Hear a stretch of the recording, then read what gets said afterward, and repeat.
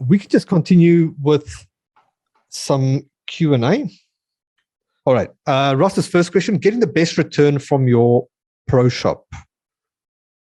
As in the design or just the income or so? Yeah, maximising your floor space, wall space. Yeah, I know it was a very quick walkthrough, but you can see we used all 3 walls there and the middle of the floor as well. So what we try to do is highlight the products that we sell and some other martial arts based products. So we do have people come from other martial arts schools and buy from us, which is fine. I don't mind. And so we try to get as much. So we use all the walls up to about 3.5 meters and the central floor space as well. Right, perfect. Jesse, maybe some more context. Any creative ideas for storage? Well, Bunnings, or as you said, Lowe's or Walmart or whatever, they've got them racks. We found them to be a little bit cheaper. The ones that you saw in there are boxes made of laminated material. It was very expensive.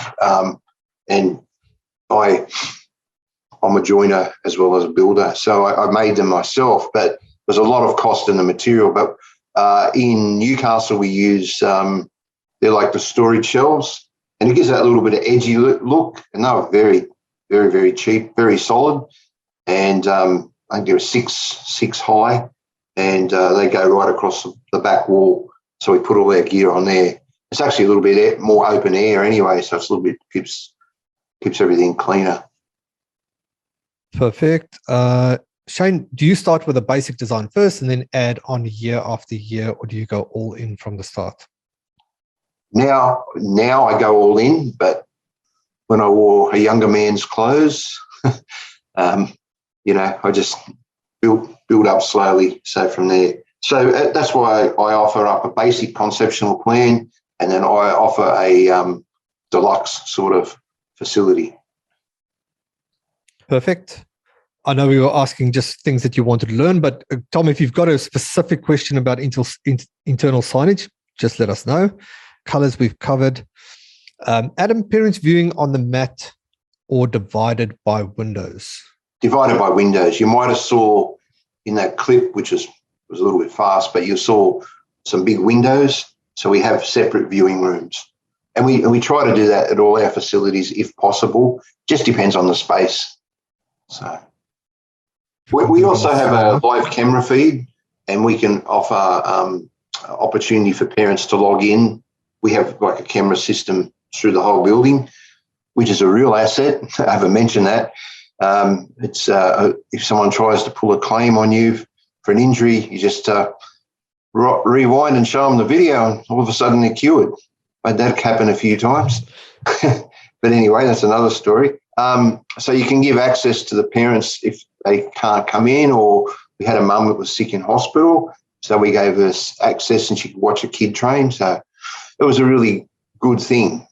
She was quite unwell for some time. She really enjoyed just watching the class. So, that's something else you can consider down the track. You can get camera systems now very, very economically, to cover every area, every square millimetre, except for in the toilet. I'll just tell you a quick story. We had an insurance claim. A guy come in. He said he broke his ribs in the Muay Thai class, and someone missed the pad and broke his ribs. And we said, well, we weren't even doing pad work because we have class plans all set out. And so we bring up on the camera system. We bring him in the next afternoon and said, come in there hobbling in with his busted ribs. And I said, well, that's you in the class. Where did you break your ribs? And we went right through the whole thing. Jumped out of the chair and run out of the room and never seen him again. So I found out later he'd fallen off a ladder at work and he was trying to claim on our insurance. So wow. So that just paid for the whole camera system in one hit. So yeah, a bit of an aside, but anyway. Yep, they're out there. You just every now and then you get one just to keep things interesting. So yeah. Shane, your questions were answered on the size of the facility, right? I was busy scrolling. What was your question? Sorry, Shane. Oh, how big is that facility at Port Macquarie? All up, the whole building is 720 square metres. So just a small one? Yeah, just a small one.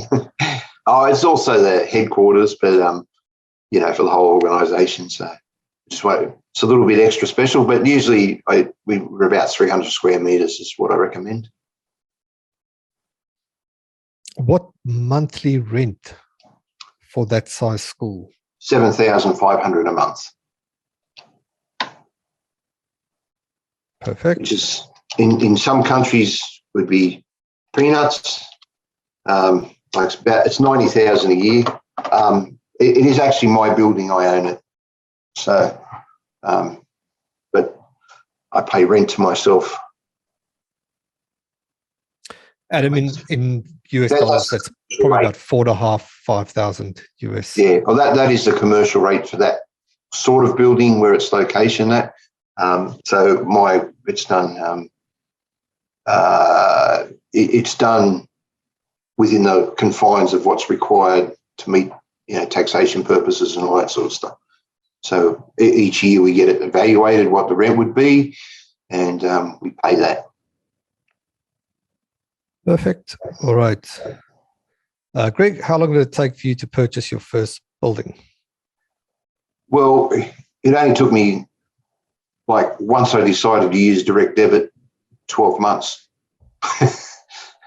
But 30 years of not doing direct debit. So once we had a direct debit in, it was easy to purchase a building and go from there. Perfect. Michael says best landlord to have. That's yeah. great.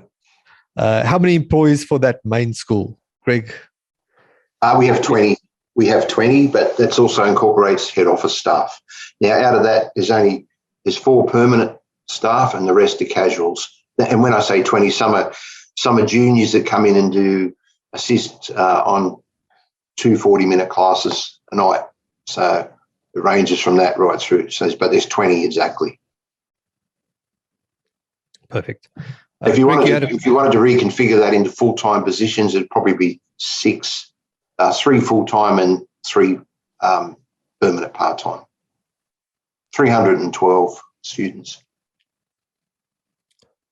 Pay them for an hour and a half. Greg, did you have a follow-up question? I saw you wave. Yeah, I was just going to go back to that purchasing of the facility. And again, so how long were you up and running, Kevin, before you purchased the first building? Sorry, mate. Yeah, it's a bit of a tricky one because I work full-time and I was sort of, if you like, a hobbyist. So I didn't really, until I decided to leave work and go full-time. It only took me 12 months to get myself organised to purchase that building. Because once I went to direct debit and all that sort of stuff, so it doesn't take long. I think it's I own that building now. After I've been in that one since 2015. So what's that? 7 years? Yeah, 7 years. Chris, 2 times 40-minute classes. Do you pay them for 2 hours? You have to pay a minimum of 1 hour under Fair Work law. So for 80 minutes, I pay them an hour and a half, 90 minutes. Cool. Chris, Adam seems like a lot of payroll for 300 students. You also missed that. That's our head office as well. That incorporates our head office staff. So in there's a separate office which is for the whole organisation as staff. But when I say 20, as I said, there's probably 10 of those that do an hour and a half. Like they're all just casual assistants, and the kids, I think they cost $13.10 for an hour. So, it's not that much.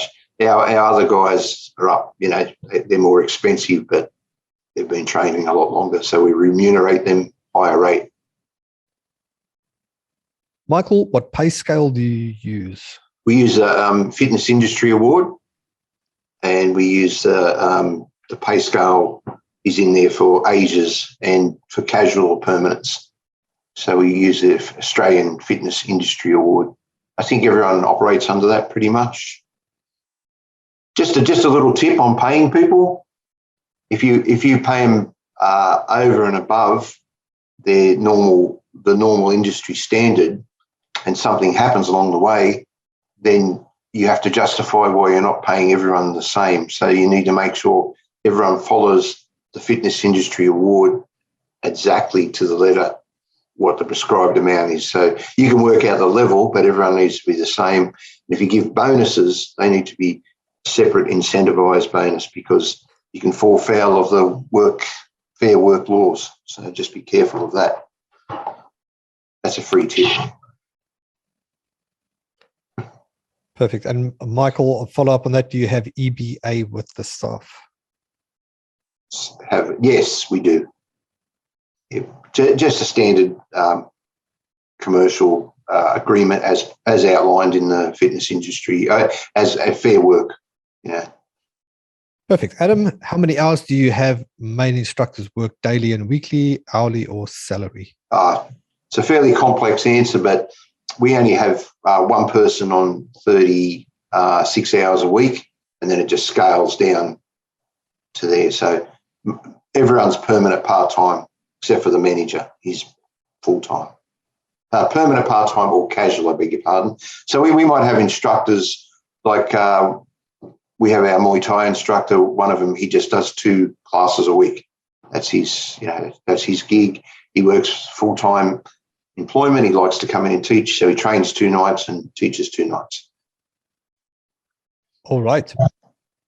I'll just answer Chris's question here. Yes. Says, do instructors get free membership? Absolutely not. That's a trap.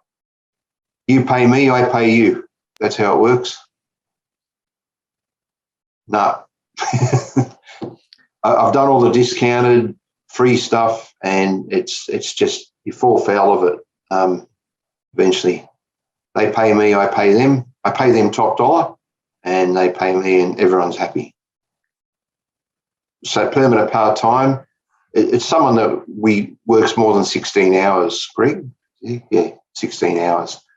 So, because otherwise you can have casuals, and we also rotate the roster every term, so you don't fall foul of the law, because they're not working the same hours all year round. Tricky business. 401k insurance, paid holiday weeks. Cool. Yeah, that's for the permanent staff, correct.